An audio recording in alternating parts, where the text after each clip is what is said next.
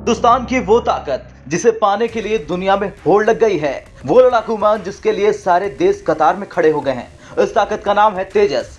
अब रक्षा क्षेत्र में तेजस ने एक और खुशखबरी दे दी है। दरअसल एचएएल ने भारतीय वायुसेना के लिए तेजस के एक नहीं, दो नहीं, बल्कि 3 वेरिएंट पर काम करना शुरू कर दिया है। अब क्या है तेजस का ये पूरा मामला और क्या वायुसेना को 30 तेजस लड़ाकू विमान दे रहा है एचएएल? इन तमाम सवालों के लिए बने रहिए हमारे साथ आखिरी तक।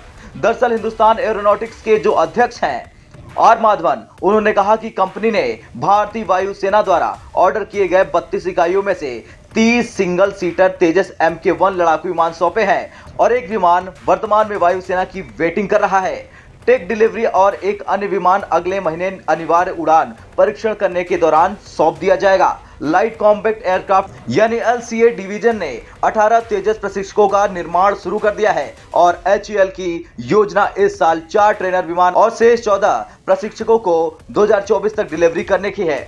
चलिए अब जानते हैं तेजस के खासियत के बारे में।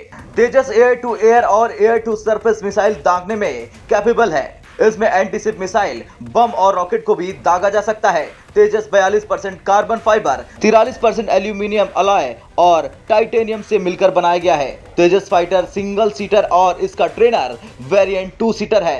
तेजस 50,000 फीट की ऊंचाई तक उड़ान भर सकता है। तेजस की डेवलपमेंट कॉस्ट 7,000 करोड़ रही है। तेजस भारत में ही स्वदेशी तकनीक से विकसित एक सिंगल इंजन 4th जनरेशन का हल्का लड़ाकू विमान है। ये एक फुर्तीला मल्टी रोल सुपरसोनिक फाइटर है जो पाकिस्तान और चीन के फाइटर जेट्स को भी धूल चटाने का मादा रखता है। बता दें भारत के पास तमाम देशों के टेंडर आने की संभावनाएं ज्यादा है क्योंकि भारत का सुखोई फाइटरों के लिए रूसी उत्पाद के साथ एक करार है जो इस टेंडर के लिए भारत को सबसे बेहतरीन ऑप्शन बनाता है। हालांकि मलेशिया के इस ऑर्डर के लिए दक्षिण कोरिया और चीन भारत के प्रतिद्वंदी हैं, लेकिन इसकी तुलना में भारत को मलेशिया के इस कॉन्ट्रैक्ट के लिए सबसे मजबूत दावेदार समझा जा रहा है। भारत ने इस कॉन्ट्रैक्ट के लिए तेजस का भाव 4.2 करोड़ डॉलर प्रति यूनिट रखा है। भारत सरकार ने 2025 तक अपना डिफेंस एक्सपोर्ट का लक्ष्य 5 अरब डॉलर यानी करीब 36,500 करोड़ रुपए का रखा है। 2014 से अब तक भारत के डिफेंस एक्सपोर्ट में करीब 6% की बढ़ोतरी देखने को मिली है। सरकार से मिली सूचना के मुताबिक वर्तमान वित्त साल में 21 मार्च तक भारत ने